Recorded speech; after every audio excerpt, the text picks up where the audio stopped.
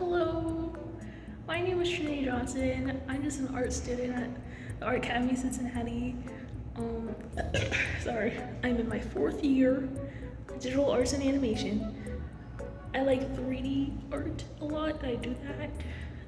I also illustrate, make stuff traditionally, digitally. I love acrylic markers. Those are the stuff that I kind of do. Basically, it was part of one of my assignments at school to like ask people to come in and critique my work. With that assignment, I wanted to kind of twist it a bit and also become a little interview. Just ask how they started or what was their journey becoming an artist or um, what's like the key points of being an artist in the world and stuff. So um, that will be in the video coming next. Like no, that will be coming after this little intro. The person I asked to do that was BRYSON MCBEE. I'm so happy he said yes. Just greatly appreciative. He is awesome. He does lots of things, which is like game development. He does music. He does 3D stuff. He does all the cool stuff and like fun illustration stuff. So I think it's really cool. Yeah, so if you want to see that, you must see me cheesing the whole time. But also, BRYSON MCBEE is there. So enjoy the video. I'm just putting this on YouTube so other artists can see. Hello, it's Trinity. Yes, I'm Trinity. Hello. Hi, nice to meet you. I'm Bryson. Nice to meet you. Yeah, sorry I'm a little late. I was just eating dinner. That's fine. Eat your dinner. It's fine. Yeah. Um, yeah. Hello. I go to the Art Academy Cincinnati. Oh, I'm in cool. my fourth year. Nice. Yay. Um, Nice. What's your degree, like the um, specification? so it would be like a bachelor's in fine arts, but specifically like digital arts and animation. Cool. Nice. Yeah. Basically, I have like a little like Word doc of just what will happen. Yeah. Um, Basically, I have 3 questions to ask you, and then I will Yeah. show you like a little sample of my work, and then just ask any comments or stuff you have about it. I'll Yeah, totally. basically go on. The questions are like, how is building or how have you built your artistic career like practice? And Mhm. then the other one's like, what was it like starting out and finding your niche? And then what practices or non-artistic practices have helped you grow as a professional? That's Working. basically it. And Mhm. also, I'll have a timer here on my phone that I will start. It's almost there. I will start now. Okay, Sweet. good. Okay, sweet. Well, cool. I guess um I know you'd mentioned like maybe wanting to record it. Like, did you decide you wanted to record it Oh, or? yeah, yes. Oh, okay, cool. Mhm. Nice. Just wanted to make sure. Yeah. Wouldn't want to start like getting into it if we forgot about that or anything. It's all good. Cool. Well, I guess do you want me to just get into that first question then? Yeah, that would be great. Yeah. Yeah. Well, I guess like as far as what I do, because I think it can be a little misleading sometimes, like Yeah. seeing people just online or like sharing stuff on social media. But Mhm. I definitely started my creative career because I wanted to create indie animation Mhm. similar to like what people like Worthy Kids are creating, where he's just kind of like self-directing, storyboarding, voice acting, and producing all of his own animation Yeah. and distributing it and like getting it crowdfunded. And I was super inspired by that. I think it was probably like 4 years ago, a little more than 4 years ago, that like really decided I was going to put myself to that. Mhm. And as I like was learning a lot about animation and designing, my like it felt like I always kind of idolized the idea of just producing animation and getting it like crowdfunded, but I Yeah. started to move more towards like more achievable design work. So, getting like 10 minutes of animation produced is hard when you have a team, and when you're Mhm. like kind of just depending on yourself, it's especially hard. Yeah. So I pivoted away from spending so much energy on getting animation produced, and I spent a lot more time kind of just, working on my illustration and like design chops, and sharing that online. Mhm. And through that, it kind of gave me a little more exposure to where I started getting like client work to do a little bit of animation work, a little bit of illustration design work for some really great artists. And whenever like a brand or a business would come along to hire me to design like a logo or something like that, that was always great work.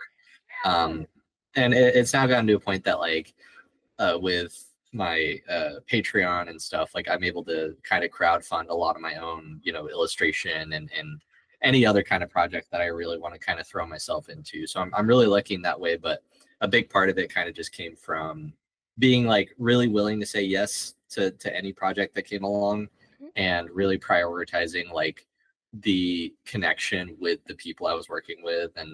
And if I had like a friend that I thought was really creative or doing really cool stuff, I would make like a special effort to try to do something with them and involve them in my work. And I think if you just, kind of put out like a friendly energy and are just really like caring about anybody that gets involved with the work you're doing, Mhm. I think that is probably like the fundamentally the most important part of anything that I've tried to do in making a career around being an artist. Because like I think making art isn't, not to get like too philosophical about it. Like art is such an abstract concept, right? If some client comes along and they're like, I want art or whatever, right? There's not, it's hard to make an argument to that person that you are the only person that they could hire to do that thing, right? Because like art, it's so abstract. It'd be so hard to like put on a page exactly why you are a better person to hire than the millions of other artists, right?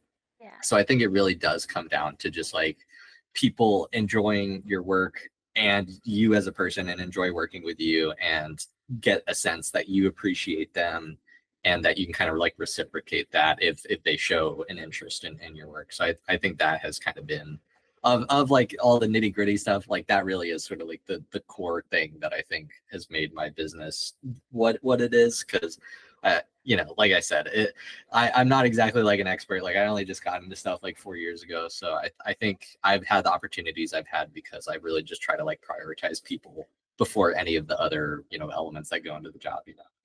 But yeah, That's awesome. Okay. thanks.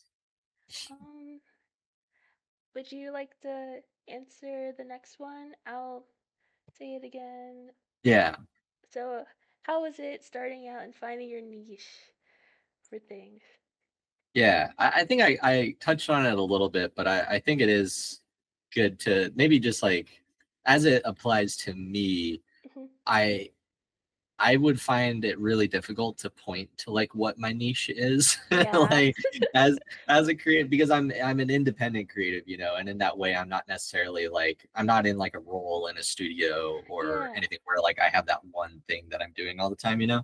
Um, but I do think like it is important to kind of like um keep some consistency, especially when you're independent, to make sure that people are associating the things that they're seeing in your work with you. Because, like, I think for a long time, I really didn't put a lot of my own personal kind of humanity, I guess, into my work. Like with social media, I could post a drawing or like some fan art, and like people would really connect with it and respond to it and share it with their friends. But people might see like three different things that I made and enjoy all of them, but not really realize that I made all of those three different things.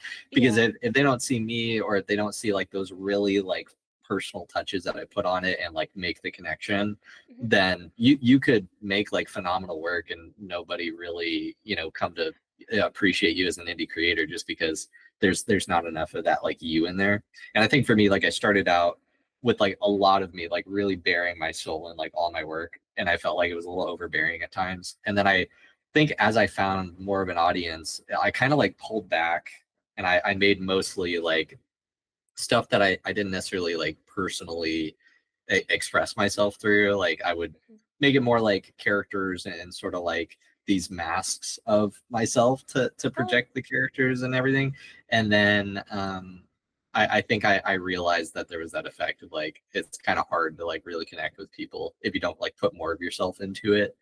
Mhm. And yeah, I think as far as like the kind of finding all of that, I kind of just found it through just really trying to push myself to always like improve and learn. And I mean, like even right now, like in the last couple of years, I picked up game development, and that has been so fun. It's presented like millions of things for me to learn a little bit about every single day, and Yeah. I think that has been like the main motivator for me a lot of the time in like my personal work, is just doing stuff that like is always helping me like find some new thing to learn.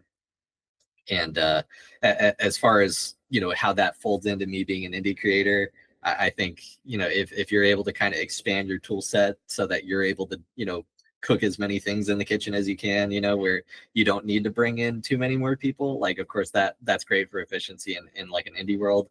I think if you feel more pulled towards like studio work and you want to like go into an office and work with the same people a lot of the time and really develop those connections, I think it definitely is good to like pick that thing that you really like doing, whether you find it through your own indie projects or if you just go straight out of school with whatever specialty you really liked.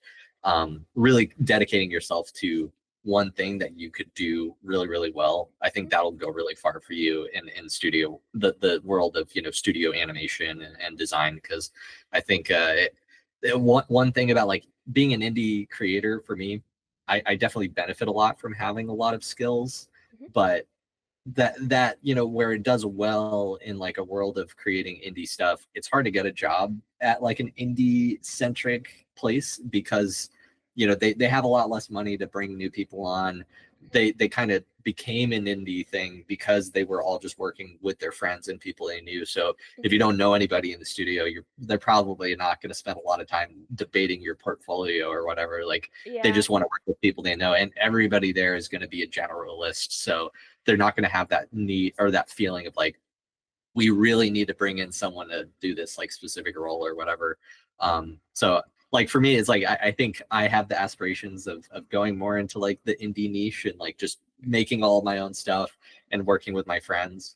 But for anyone that's like doing something else, I think it's definitely better to put a little more energy into specializing in that like one valuable skill that you could like bring to a studio or something. Thank you. But yeah, Yeah, that makes a lot of sense. Thank you. for Okay. sure. Um,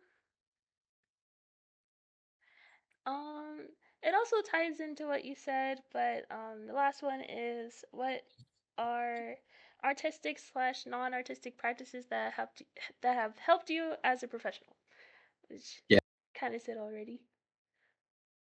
Is like a little bit to add to just and I know that I can ramble, so I don't want to spend more time on it than is necessary. But um I think like I said, it's definitely good to just value people. And I think my growth as a not just like a creative professional, but just even as a person really came from a moment around like 2022 when I Mhm. started coming out of my own really small creative bubble. I spent a lot of time in my room with people on Discord, just kind of making stuff on my computer. Mhm. And eventually I made friends with this really great artist named Kurobite, who he found my work on TikTok, and like I connected with him through Instagram. And I actually recognized his work because I was gifted a sticker of his that my friend got at a convention. Like before I ever even went to a con or an artist alley or anything, Wow. like my friend Hannah gave me this sticker of his, and it was like super cool. Like I really enjoyed it, but I didn't like ask who the artist was. Like I didn't think to ask that. Mhm. And then when I saw his page on Instagram, like I immediately recognized it from that. And so I like followed him, and then he reached out, and we ended up being like really great friends after that. But he invited me into the world of like markets, and it kind of opened up my mind a lot to the community that you can find in creating like indie art, or even just being a creative person that is really excited about like the animation industry and the video game industry and everything. Because it was really just a day for all of these really cool creative people that are trying to like make money making art to meet up at a mall and hang out and like sell their stickers and prints and stuff. And I was lucky enough to kind of get folded into that so I could start tabling and selling art of my or stickers of my art and stuff like that. But I think the real benefit to that for me as a creative and like a just a person was those moments of kind of not doing the work of tabling and not necessarily just you know uh, uh meeting people at the events, but like even just getting to kind of connect with those other artists and go get dinner with some of them after, or like go to a party, or like we would go to the arcade and play DDR like after. And those moments were so valuable because it kind of like to get the feeling that you are really within a community, it becomes so much easier to like personally associate with the things you're trying to do or the things you're working towards. And it makes it feel more achievable too, like when you're sitting across from someone that did commission work for Anamanaguchi or something, and you're like getting to hear that like this is just a guy that you're hanging out with and he thinks your art is cool, and you're getting that moment of like I think a thing that a lot of people talk about like imposter syndrome nowadays, and I think it's Mhm. so easy to have that when you're just kind of experiencing your creative career on the internet Mhm. versus when you're like in a room with other creative people that enjoy your work, that are also making really cool work and experiencing their life as a creative. It makes you feel a lot more like belonging in a way that makes it a lot easier to like put your nose to the grind and like keep working, because you get this feeling of like this is like what I do. Like I feel like when you find that belonging in whatever it is you like doing, I think maybe it's not necessarily something I'd call like a practice to help your creativity, Yeah. but if you've never had that experience of like going to an artist alley trading stickers, like if you've never been to one, which this would apply to anyone that might come across this little talk, but like if you've never been to an artist alley and you're like a creative person and you want to meet people, you should just like print out like 50 stickers on your home printer. They don't have to be laminated because that's like a real hassle. Just print out like 50 stickers. You can even order them online. Some places will have deals for like 50 stickers for $15 or something. Just make like one sticker, hopefully something that you really personally associate with, and then go to the show and just like trade it with people and start conversations with vendors there, and like smile, be friendly, and like make sure that like if they feel the energy to like talk, they can like introduce themselves. I think most artists that like get into that are generally really friendly people. Mhm. So I know it can be scary for some people, but it's so valuable if you can like experience that and like kind of allow yourself to really find community and whatever thing it is you do, whether it's like art alleys or if it's something more like video game centric or even like a film festival. I'm sure there's, I mean, I've never been in that world, but I'm sure there's some community to be Mhm. found at those kind of things. But yeah, I think that about catches Yay! the concept of that. Yay! That's awesome! Thanks. Yay! Thank you. Yeah, for sure. Okay. Oh yeah, so basically this part, I was just gonna tell you about my plan for my senior thesis. Yeah. Um, yeah, so I plan to make a short film, but also document my process and make a little book for it. Oh, nice. Um, the basically the back, like the lore, like behind it, is about these two girls that are going on a abroad trip, but they Mhm. get kidnapped by aliens and they're sent Oh, out to another like outer world or like galaxy to where they have to do their study abroad program and also work at a mall to gain funding for travel fees and tuition payment. oh, so it's they are taking up a study abroad that has haphazardly turned into like an intergalactic study Yeah, abroad. yeah, Okay, that's really cool. I like that a lot. I think it as a concept is really enticing because I think it can speak to a lot of people's like real experience of like being in a place that feels unfamiliar culturally, yeah, but like also that really special and like exciting feeling of like sci-fi. Like I, yeah. I think there's like a Venn diagram there of some kind. So yeah, it's a cool concept. You. Um, I'll show you the characters. I only have them Yeah. like illustrated because I did a little. video last semester about them, like 2D animated, which I did not like. So I'll just show you the Hmm. characters. Yeah. Um,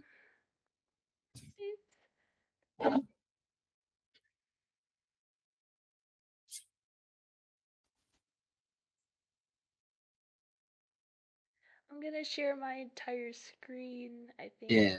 Yeah. Sweet.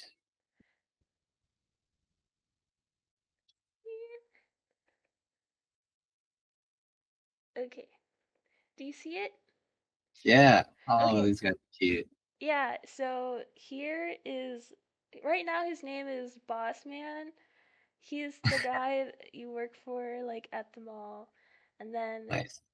I think I'm gonna do changes to these two, but they're the two girls that are on the trip. And then this is Mhm. Fungal Jr. Um, basically where they work is like a crazy kid's play place, and Uh-huh. he falls from the play place, but he's Uh, okay. But okay.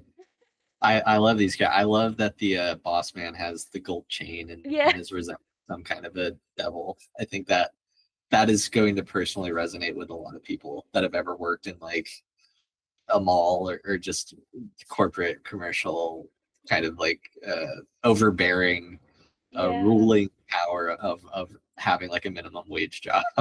I think it's really cool. Um, yeah. yeah, I especially love Fungal Junior. Oh, He's thank you. he has my whole heart. Yay! Um, Yeah. Also, if you want any like more particular feedback, let me know if there's anything I'm supposed to be noting oh, on here. okay. It's Yeah. great so far. It's great. Okay, So sweet. I'll show you this little thing. It's from one of my classes last semester. It was like a group project type of thing. Basically, we did each of our kind of personas of ourselves getting ready for school and like Hmm. meeting up to talk about the project, which is Oh, kind of wait, meta. so it's yeah, that does sound meta.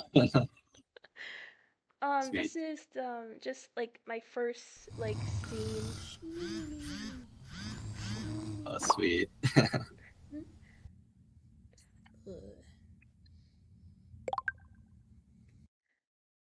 Yeah. Sweet. Yeah. So this, I imagine you made this in Blender. Yeah. Oh, cool.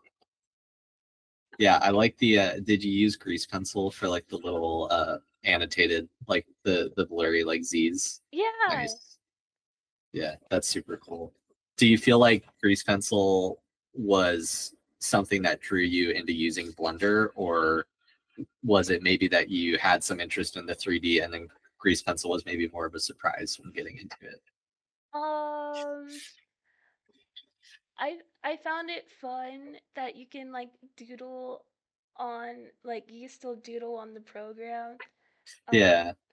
and I didn't know until I did this project you can add like different effects on it or Oh like yeah. little Mhm. shaders for it, and that was Yeah. very exciting. Yeah, it's super cool. I like seeing people using like lots of different techniques and stuff inside of Blender. This captures like a lot of one, I think it's cool because like a lot of the even the lighting kind of lends itself to some of the really inspiring things about Into the Spider-Verse and the way that they Yeah. mix like 3D and 2D and everything. So it's super cool. Um, Yeah. yeah, if there's any like particular like area that you'd want any feedback on, I'd be happy to. I just don't want to like get into like throwing like really particular feedback if it's Mhm. not something that you're like looking for. Because I really personally feel like if you are personally excited and enjoying the creation, Mhm. the worst thing you could do is ask somebody for feedback on it. Oh. And I understand if that's like the assignment, but like Mhm. if you are finding yourself like struggling and like not really enjoying it or like not enjoying like the output, I think that's when it's a good time to ask for feedback. So it wouldn't be for me to decide, you know. So just let me know if there's any particular area or whatever. Okay. Um. Oh. I don't think. I don't think I have anything. Oh, I wish I did, but I don't think I have anything. No. Yeah, it's no pressure at all. I think you're doing a lot of cool things, and it's cool seeing you do like, using a lot of the different tools inside of Blender to put a shot together. So I think if you like stick to that, really, fun mixed media kind of style, I think you'll make something really cool. Oh, thank you. Yeah, The last thing I'll show you, this is just like a little, so I have a tapeworm kind of, like a character that you just love drawing like over and over. yeah. Yeah, his name's Buggy. This is just like I put him in one of my assignments last semester, and he was doing his own like Zoom call, like Yeah. talking about himself. I just did these faces in Blender to just like um kind of like keyframe and After Effects when he's talking. So these are just like Oh, that's little, cool. yeah, All the little faces. Oh, yeah, that's so cute. Yeah, this guy's awesome. I yeah. like his tie. Mhm. That's sweet. Yeah, so you made this, I see it looks like a 3D rendered like model for the Mhm. body, and then you texture painted the Mhm. the mustache and everything on it, but then there's grease pencil around it. Yeah. That's cool. Yeah, that's super sweet. Thank you.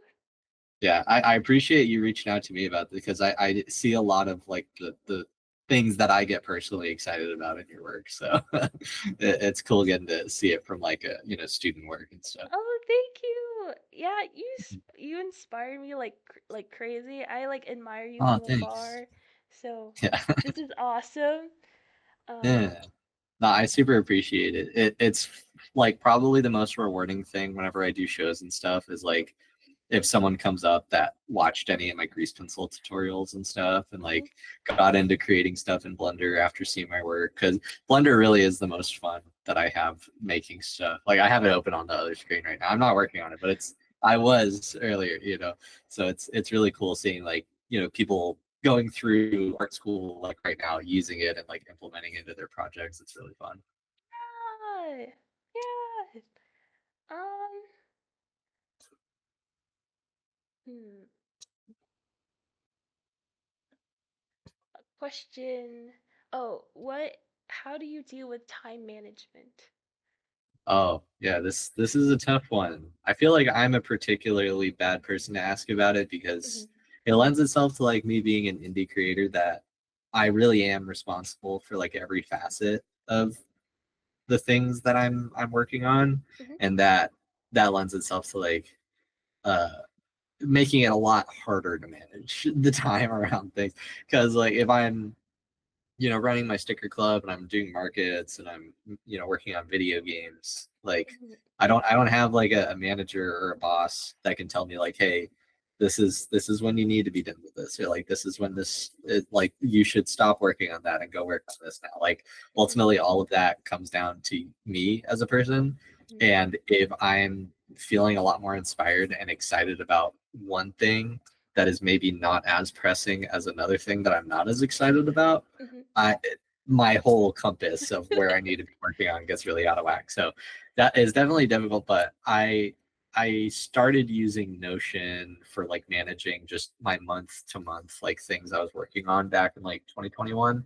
Mhm. And it definitely like ever since I got into just keeping like a monthly journal of everything on my plate, Mhm. my general like management of my projects and efficiency in getting stuff done, it definitely got so much better. I don't necessarily recommend that anybody use Notion in particular, but Oh, if okay. you have any system that you can just keep like a really well organized list of notes for like for me it's just this little list of like this is what was in January of 2024. This is Mhm. February 2024, and then March 2024. And then I open it up and I have like my main to-do list. Mhm. And then I keep like a little area for if I ever have any ideas that I want to write notes down for like that specific month. I'll make like a sort of nested page to write all that down, and then I'll have a calendar that's embedded and linked between every single month so that if there's anything that I need to write in particular for like a specific day, like if I'm traveling and I need to plan for what I need to pack and stuff, or Mhm. if I have a new project that I'm working on and I have a call for it or something, like I'll have a page specifically for that call to keep all those notes and everything.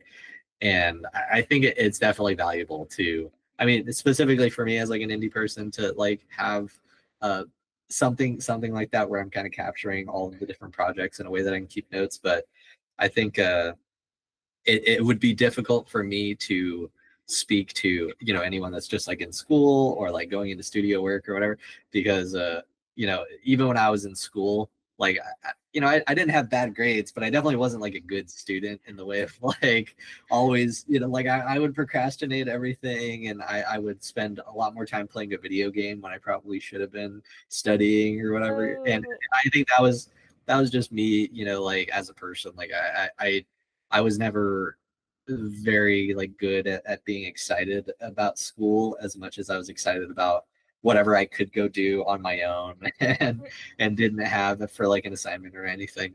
Like I mean, to speak more personally on it, like I didn't go to art school either. So like I really just let art and music and all that stuff be kind of a thing that would incentivize me to procrastinate on my actual schoolwork, you know? And so I think while I'm maybe not a great person to give advice on time management in general, I will say it's so much easier for me to like manage my time if the thing that I'm working on and responsible for, I'm really excited and like energetic about. Like it becomes a lot easier for me to, you know, make the time and like carve it out and not get distracted if the thing that I'm actively working on is like helping me learn something new, making me feel, you know, excited that I'm trying something different or like, you know, making something cool. Like that's I think not necessarily like a good way to manage time as much as it's maybe just a good way to follow your motivation. You know, like if you feel more motivated to do another thing, like for me, if I'm working on a piece in Blender and it starts to feel not fun, I'll just go open Ableton and make music. Or if that's not going good, I'll open Godot and start working on a video game or whatever. Like I think it's good to like kind of if you're an independent person, I think it's good to let your energy kind of go wherever it wants to. But you know, as far as just task completion, um, what I typically do is just I wait until the last minute, Oh and god. then when the pressure is on, that's when I perform. Oh You know, no. that's personally anyway. I don't think that's obviously that's horrible advice, but that's just in my particular case, you know. But yeah, sorry if that's not helpful at all. No, it's I don't know okay. that I'm here to give good answers as much as just the answers that apply to me. You know. That's okay. Um, Yeah. hmm, I'll check the time. Oh, well, I think we do have like 40 seconds. Do you have Oh any yeah. do you have any like last comments to end out the call? Well, I mean, I appreciate you reaching out and like putting the little, you know, questionnaire together. I I generally have felt not so confident in giving people advice because I was always indie and kind of always felt like I was just figuring stuff out for myself. But Mhm, I think in the last like 4 years of really just putting myself to like doing stuff, I've gotten a lot more confident in giving advice. And if there was any like one tidbit that I had to squeeze into like a little 40-second segment to give advice, is that like I think life can feel really overwhelming and complicated. But I think if you focus on like just doing like what you like with people that you like, mhm, then there's really not that much else to life that I think you have to worry about. Like if you enjoy what you're doing and you enjoy the people that are involved in that, then yeah. you know you don't it can feel overwhelming if you try to put anything else in the Yeah. basket of things you need to worry about, you know. So that's something that I've been telling myself a lot lately when it feels like the world is overwhelming and it's Mhm, hard to, you know, make sense of stuff. I think it's good to just focus on having fun and yeah. you know, enjoying the people that you get to do everything with, you know. Wow, But that's awesome. yeah, Yay. thanks. Yeah, thanks for Thank you you know, for for having calling thank with me you about it. for saying Yeah. yes to the call. Thank you so much. Yeah, totally. I was not expecting you to say yes at all. Well, I think it's one time before someone had reached out about doing a call, and I was like, "Yeah, let's do it." Like they were going to do it for an assignment for their university and everything, Mhm. and you know, I was like, "Yeah, totally." You know, I'd love to jump on the call, and then I fully like dropped the ball and like Oh did not no. follow up with them, and like manage it the way I was supposed to. I think I got distracted. Like I don't have a manager, you know. I'm just checking emails myself, and then I get distracted. But I was like, I feel like I had an extra responsibility because I'm like, I can't do it again. I can't Can't just. do it again. So yeah, I'm glad that it worked out. But yeah. This was amazing. All right. It was nice meeting you. Yeah, it was really nice meeting you, Trinity. I'm excited to see how your film comes along. Definitely send me an email by the I time your will. thesis film is done. I'd love to see it. Yay! Yes, I'll send it to you. Yeah. Okay. Well, sweet. Bye-bye. Well, bye, Trinity. It was nice meeting you. It was See you nice later. meeting you. Bye, bye, bye, bye, bye.